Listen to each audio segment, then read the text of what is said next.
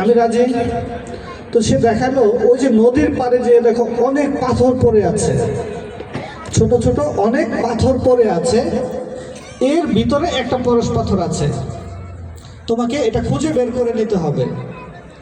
এখন শিষ্য বলতেছে যে গুরু আমি বুঝবো কিভাবে যে এটা পরশ পাথর? তখন বলতেছে যে পরশ পাথরটা অন্য পাথরের চাইতে একটু গরম হবে, অন্য সাধারণ পাথরটা তার চাইতে একটু গরম হবে।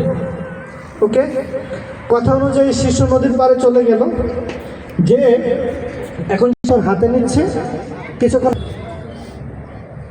যে এটা চেক করা হয়ে গেছে, তো তারপর নদীতে ছুটতেছিল। তো কিছুক্ষণ পর সে আর ওই সময় নিচ্ছে না, ধরছে আর ফেলছে, ধরছে আর ফেলছে। হ্যাঁ, তো এক ছিল, এটাই তো গরম ছিল। আমি এখন এই স্রোত সহ নদীর মধ্যে এই পাথর কি আর খুঁজে বের করা সম্ভব? সম্ভব না।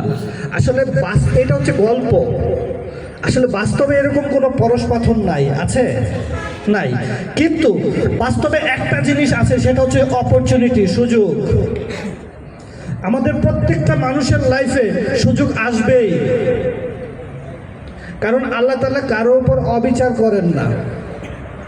আল্লাহ তাআলা সবাইকেই এরকমভাবে, আমি আজকে বলতে চাই বিটেক কমিউনিকেশন শুধু বাংলাদেশ না, পৃথিবীর প্রত্যেকটা মানুষ অর্থনৈতিক পরিবর্তন ঘটবে। তো যাই হোক, আমি আর কথা বাড়াবো না, সরাসরি আমি আমার মূল প্রোগ্রামে চলে যাচ্ছি। মূলত বিটেক কমিউনিকেশনের যাত্রা শুরু হয়েছে 1 মার্চ 2023 সালে। এই প্রতিষ্ঠানের প্রতিষ্ঠাতা আমি নিজেই।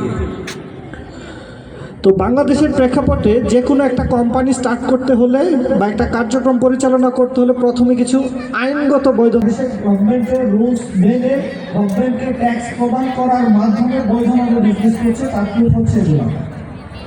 এখন প্রশ্ন হচ্ছে, এমন একটা সিস্টেম ডেভেলপ করেছি যেখানে ক্রেতা এবং বিক্রেতা উভয়ে লাভবান হবে।